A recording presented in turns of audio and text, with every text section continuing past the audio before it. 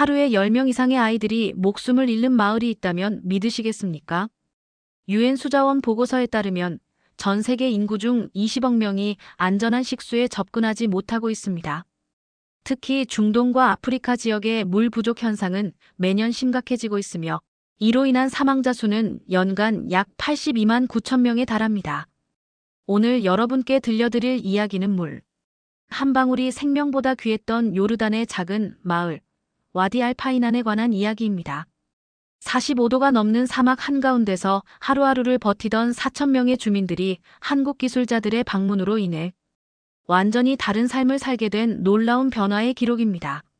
CNN과 BBC도 주목한 이 사막의 기적은 단순한 기술 지원 이야기가 아닙니다. 인간의 지혜와 헌신, 나눔의 정신이 만들어낸 감동적인 이야기입니다. 저는 이 마을에 살고 있는 아흐메드 알 카심이라고 합니다.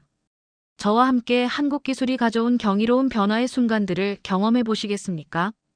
다음, 절망에 빠진 우리 마을과 그곳에 등장한 낯선 사람들의 이야기를 만나봅시다. 여러분, 지금부터 들려드릴 이야기가 여러분의 마음을 움직인다면 영상 아래 구독 버튼과 좋아요를 눌러주세요. 또한 알림 설정을 해두시면 다음 영상에서도 이런 감동적인 이야기를 놓치지 않고 만나보실 수 있습니다. 전 세계의 작은 변화들이 모여 더 큰 희망이 된다는 것을 함께 경험해 보시죠. 저희 와디 알 파이난 마을은 요르단 남부 마안 지역에 위치한 작은 마을입니다. 7년간 지속된 극심한 가뭄은 우리의 삶을 악몽으로 만들었습니다. 마을의 모든 우물이 말라버렸고 주민들은 물 한 방울을 얻기 위해 매일 새벽부터 20km 이상을 걸어야 했습니다. 여러분 상상해 보세요.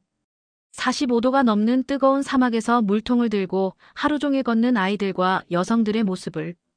그것도 깨끗한 물이 아닌 가축들과 함께 사용하는 오염된 웅덩이 물을 얻기 위해서였습니다.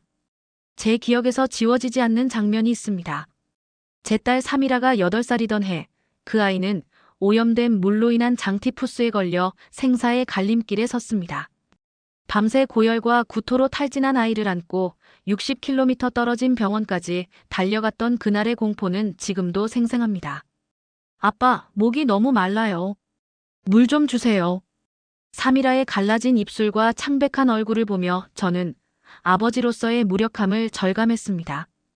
당시 우리 마을에서는 매년 50명 이상이 수인성 질병으로 고통받고 있었습니다. 4천 명 중 180가구는 이미 도시로 떠났고 남은 주민들도 정부의 강제 이주 계획을 받아들일 준비를 하고 있었습니다. 세계적인 구호단체들조차 이 지역은 워터 스트레스가 너무 심해 장기적인 해결책이 불가능하다며 손을 들었습니다. 독일, 프랑스, 미국의 전문가들이 방문했지만 모두 실질적인 대안 없이 떠났습니다. 여러분, 마을 전체가 천천히 죽어가는 것 같은 기분이 어떨지 상상이 되시나요? 그런데 2020년 9월의 어느 뜨거운 오후, 먼지 구름을 일으키며 낯선 차량들이 마을에 들어왔습니다. 차량에는 태극 문양과 한국 에코워터 테크놀로지라는 글자가 새겨져 있었습니다. 당시 저는 이 방문이 우리 마을의 운명을 완전히 바꿔놓을 줄은 전혀 예상하지 못했습니다. 처음 우리는 한국 기술자들을 믿지 않았습니다. 세계 최고의 기술을 가진 나라들이 포기한 문제를 작은 아시아 국가에서 온 이들이 해결할 수 있을까요? 팀의 리더인 김준호 박사는 놀라운 자신감으로 마을 회의에서 발표했습니다. 우리는 단순히 물을 공급하는 것이 아니라 여러분이 사용한 물을 99%까지 재활용하는 순환 시스템을 구축할 것입니다.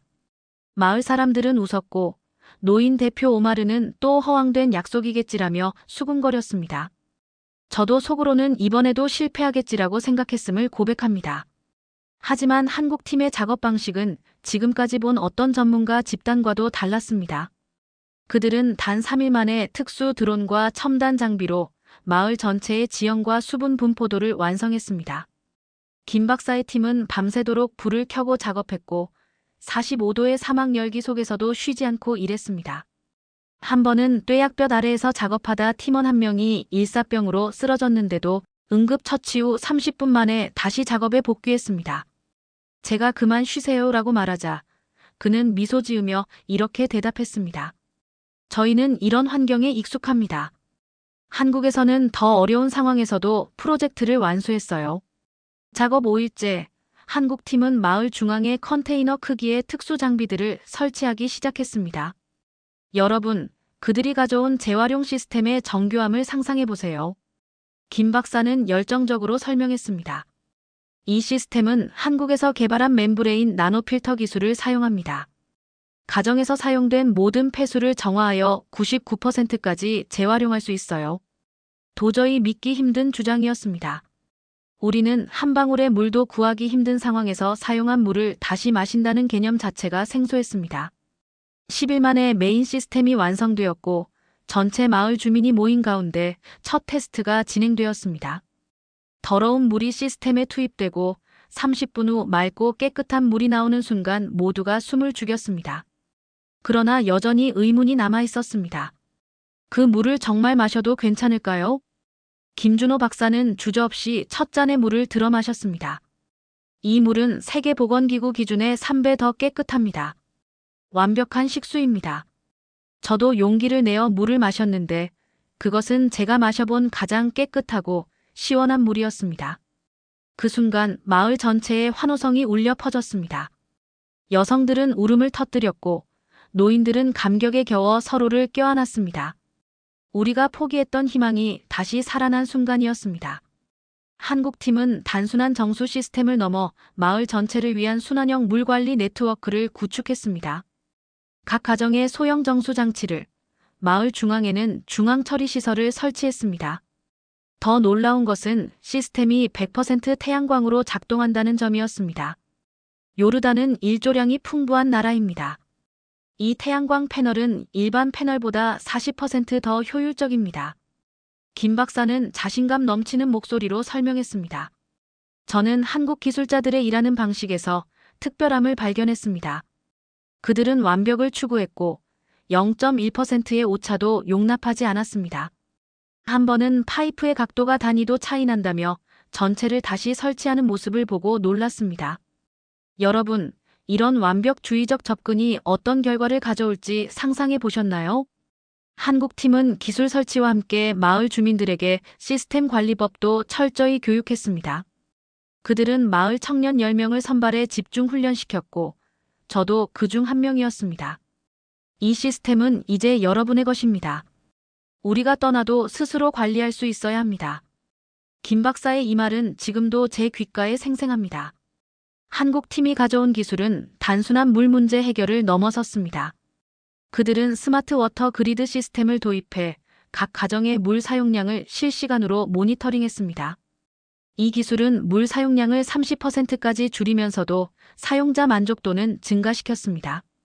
또한 그들은 스마트 농업 시스템도 도입했는데 드립 관계 기술로 70% 적은 물로 2배 많은 작물을 재배할 수 있게 되었습니다. 한국에서 개발된 특수 종자들은 염분이 높은 물에서도 잘 자라는 특성을 가지고 있었습니다. 믿기 힘드시겠지만 우리는 사막 한가운데서 토마토, 오이, 가지 등을 재배하기 시작했습니다. 한국팀이 우리 마을에 머무른 3개월 동안 저는 그들과 함께 일하며 기술을 넘어선 무언가를 배웠습니다. 가장 인상 깊었던 것은 그들의 일에 대한 태도였습니다. 그들은 항상 정확한 시간에 일을 시작했고 어떤 어려움에도 서로를 탓하지 않고 함께 해결책을 찾았습니다. 한 번은 제가 실수로 중요한 부품을 망가뜨렸을 때였습니다. 김 박사는 화를 내기는커녕 이렇게 말했습니다. 이런 실수는 학습의 기회입니다. 이제 이 부품의 중요성을 이해하게 되었으니 더 잘할 수 있을 겁니다. 그의 말에 저는 깊은 감동을 받았습니다. 여러분은 실수를 두려워하지 않고 배움의 기회로 삼는 문화가 얼마나 강력한지 아시나요? 시스템 완공 후 열린 작은 축하 행사에서 김 박사는 겸손하게 말했습니다. 우리는 단지 기술을 제공했을 뿐입니다. 여러분의 협력과 열정이 이 프로젝트를 성공으로 이끌었습니다. 그날 밤 저는 김 박사에게 물었습니다. 왜 한국은 이렇게 뛰어난 환경 기술을 개발했나요? 그의 대답은 지금도 제 마음에 깊이 남아 있습니다. 한국도 물 부족으로 고통받은 역사가 있습니다. 우리는 자원이 부족한 나라였기에 기술과 교육으로 극복할 수밖에 없었죠. 우리가 가진 유일한 자원은 사람이었습니다. 그래서 인적자원 개발과 혁신에 모든 것을 걸었고 그 결과 60년 만에 원조를 받던 나라에서 원조를 주는 나라로 변화했습니다. 우리는 그 과정에서 배운 기술과 정신을 세계와 나누고 싶습니다. 그의 말을 들으며 저는 한국이 단순한 선진국이 아니라 자신들의 어려움을 극복한 경험을 나누는 진정한 파트너임을 깨달았습니다. 한국 팀이 떠나기 전 그들은 또 하나의 선물을 남겼습니다. 마을의 모든 아이들에게 태블릿을 제공하고 특별히 개발된 교육 앱을 통해 다양한 과목을 배울 수 있는 기회를 준 것입니다. 교육만이 진정한 변화를 가져올 수 있습니다. 이 아이들이 미래의 요르단의 환경 문제를 해결할 과학자와 엔지니어가 되길 바랍니다. 김 박사의 이 말에 많은 부모들이 눈물을 흘렸습니다. 한국과의 인연은 여기서 끝나지 않았습니다. 한국 정부의 지원으로 마안 지역에 한요 친환경기술 훈련센터가 설립되었고 저를 포함한 5명의 마을 주민이 한국에서 6개월간 전문 교육을 받을 기회를 얻었습니다. 생애 처음으로 비행기를 타고 한국을 방문한 그날, 저는 완전히 다른 세계에 발을 디뎠습니다. 서울에 도착했을 때 저는 입을 다물 수 없었습니다. 높이 솟은 빌딩들, 깨끗한 거리, 완벽하게 작동하는 대중교통 시스템은 마치 영화 속 장면 같았습니다. 가장 놀라웠던 것은 한국이 물 부족 국가라는 사실이었습니다.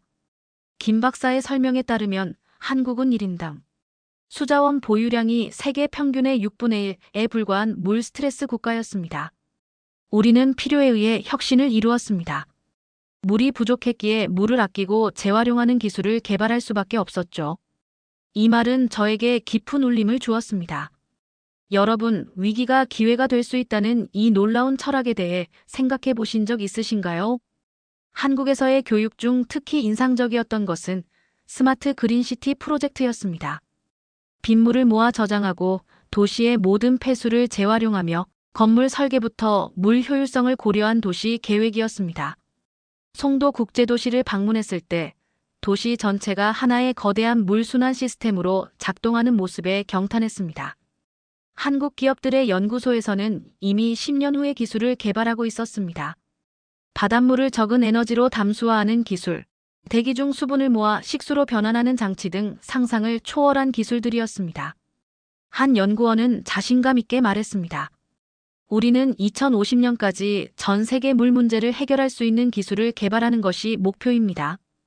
기술적인 것 외에도 한국인들의 교육열과 일에 대한 태도는 큰 충격이었습니다. 주말에도 도서관은 학생들로 가득 차 있었고 회사에서는 0.1의 오차도 허용하지 않았습니다. 70대 노인분의 말씀은 지금도 잊히지 않습니다. 제가 어릴 때는 한국이 세계에서 가장 가난한 나라였습니다. 하루 한 달러도 벌지 못했어요. 그런데 지금은 세계 10위권의 경제 대국이 되었습니다. 우리는 불가능을 가능으로 만들었습니다. 한국에서의 교육을 마치고 와디 알파인안으로 돌아온 저는 완전히 다른 사람이 되어 있었습니다. 배운 기술과 지식을 활용해 우리 마을 시스템을 더욱 발전시켰고 주변 마을에도 이 기술을 전파하기 시작했습니다. 한국 팀이 설치한 물 재활용 시스템은 4년이 지난 지금까지도 완벽하게 작동하고 있습니다. 매년 2번씩 한국에서 전문가들이 방문하여 시스템을 점검하고 업그레이드를 제공합니다. 더 놀라운 것은 우리 마을이 이제 다른 지역에서 온 사람들에게 기술을 가르치는 교육센터가 되었다는 점입니다. 지난 3년간 요르단 전역에서 200명 이상의 기술자와 마을 대표들이 우리 마을을 방문했습니다. 한국 기업들과 요르단 정부의 협력으로 현재 요르단 전역에 40개 이상의 유사한 시스템이 설치되고 있습니다. 여러분이라면 이런 변화의 중심에 서 있다면 어떤 기분이 들까요? 한국의 기술 덕분에 우리 마을은 완전히 달라졌습니다. 수인성 질병 발생률이 95% 감소했고 4년간 단 한 명의 어린이도 물 관련 질병으로 사망하지 않았습니다. 농업 생산량은 3배 증가했고 여성들은 이제 물을 구하러 가는 대신 교육과 소득 창출 활동에 참여하고 있습니다. 마을에 15개 이상의 소규모 비즈니스가 생겼고 여성들이 운영하는 협동조합도 설립되었습니다. 가장 큰 변화는 아이들의 교육 기회가 확대된 것입니다. 학교 출석률이 62%에서 98%로 증가했고 지난해에는 우리 마을 역사상 처음으로 8명의 학생이 대학에 진학했습니다. 제 아들 타렉은 이제 암만의 대학에서 환경공학을 공부하며 한국 대학과의 교환학생 프로그램을 준비하고 있습니다. 아버지, 한국인들처럼 우리도 짧은 시간 안에 불가능을 가능으로 만들 수 있어요. 저는 한국의 기술과 요르단의 지혜를 결합해 더 나은 해결책을 만들고 싶어요. 이제 우리 마을 입구에는 요르단 국기와 함께 태극기가 나란히 걸려 있습니다. 이것은 단순한 장식이 아니라 두 나라의 깊은 우정과 협력의 상징입니다. 매년 한요 우정의 날을 기념하며 한국 음식을 만들어 먹고 한국 문화에 대해 배우는 시간을 가집니다. 아이들은 K-팝 음악을 듣고 태권도를 배우며 한국어 단어를 외우고 있습니다. 많은 아이들이 저도 커서 한국에 가서 공부하고 싶어요라고 말합니다. 한국과의 인연은 계속해서 우리 마을의 미래를 밝히고 있습니다. 한국과의 만남은 제게 물 관리 기술을 넘어 인생의 중요한 교훈을 가르쳐 주었습니다. 사막 한가운데서 절망에 빠져 있던 우리 마을에 희망을 가져다 준 한국의 기술력과 한국인들의 헌신은 제 삶의 방향을 완전히 바꿔놓았습니다. 저는 이제 물 전문가로서 요르단 정부의 요청으로 지속 가능한 사막 생활 프로젝트의 자문위원으로 활동하고 있습니다. 중동 전역의 물 부족 지역에 한국의 기술을 전파하는 역할을 맡게 된 것이 때로는 꿈만 같습니다. 여러분, 5년 전 저는 그저 마을에서 가족의 생존을 걱정하던 평범한 주민이었습니다. 그런 제가 지난해 두바이에서 열린 중동 물기술 컨퍼런스에서 연사로 서게 되었다는 것을 상상해 보세요. 저는 우리 마을의 변화 사례를 발표했고 많은 국가들이 이 모델을 도입하고자 관심을 보였습니다. 한국 기업들은 이제 중동 전역에서 환경기술의 리더로 인정받고 있으며 100개 이상의 프로젝트를 진행 중입니다. 가장 인상적인 것은 한국 기술의 특징이 단순히 기술적 우수성을 넘어 현지 상황에 맞는 적응성과 사용자 친화적 설계라는 점입니다. 다른 선진국들의 기술은 종종 현지 상황을 고려하지 않고 자신들의 방식을 고집하는 경향이 있었습니다. 하지만 한국 기술자들은 항상 우리의 의견을 존중하고 현지 환경에 맞게 시스템을 조정했습니다. 사막의 모래바람의 강한 필터, 고온에서도 안정적으로 작동하는 센서, 현지인이 쉽게 유지 보수할 수 있는 직관적인 인터페이스 등 모든 면에서 그들의 기술은 사람 중심이었습니다. 한국인들의 일하는 방식도 저희 마을 사람들의 태도를 변화시켰습니다. 철저한 시간 관리 끈기, 팀워크, 그리고 책임감은 이제 우리 공동체의 핵심 가치가 되었습니다.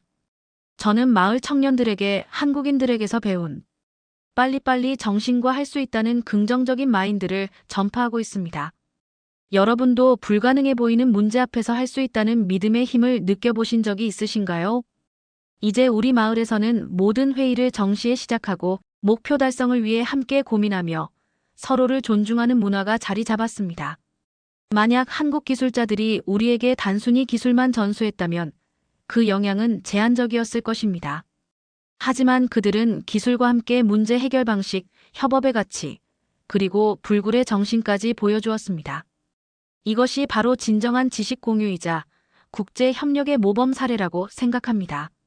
한국의 기술은 단순히 물을 제공한 것이 아니라 우리 마을에 새로운 미래를 열어주었습니다.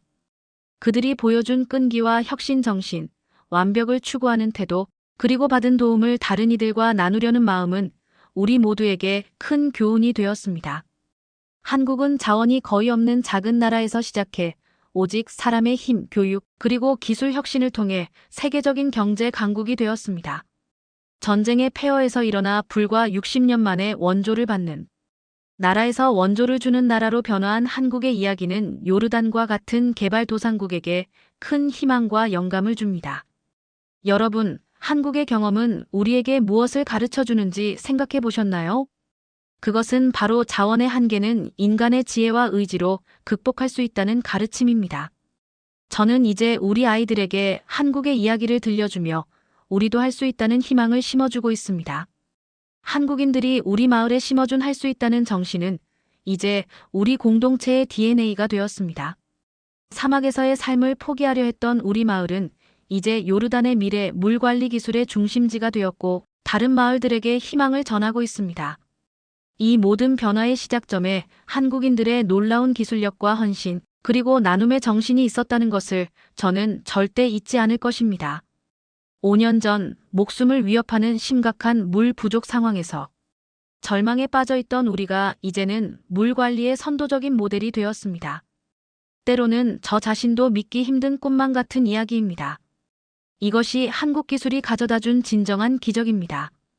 기술은 단순히 도구가 아니라 사람들의 삶을 근본적으로 변화시키는 힘이라는 것을 한국인들은 우리에게 가르쳐 주었습니다. 저는 한국인들이 보여준 나눔의 정신을 이어받아 이제는 다른 이들에게 희망을 전하는 역할을 하고 있습니다. 우리가 받은 도움을 다른 곳에 전하는 것이야말로 한국이 우리에게 가르쳐준 가장 소중한 가치라고 생각합니다. 여러분도 이 이야기를 통해 한국의 위대함과 기술력, 그리고 한국인들의 나눔 정신에 대해 느끼셨기를 바랍니다. 저는 이제 한국을 제 두 번째 고향이라고 생각합니다. 한국의 기술과 정신은 사막의 모래바람보다 더 강하게 우리 마을의 역사를 바꿔놓았습니다. 이 감동적인 이야기에 공감하신다면 좋아요와 구독 부탁드립니다. 한국의 놀라운 기술력과 한국인의 헌신적인 정신이 만들어낸 또 다른 감동적인 사례들이 더 많이 알려졌으면 좋겠습니다. 여러분의 댓글로 응원과 격려의 메시지도 남겨주세요. 우리나라가 자랑스러운 기술 강국으로 전 세계에 희망을 전하는 모습을 함께 응원해주세요. 다음 영상에서도 또 하나의 감동적인 이야기로 찾아뵙겠습니다. 감사합니다.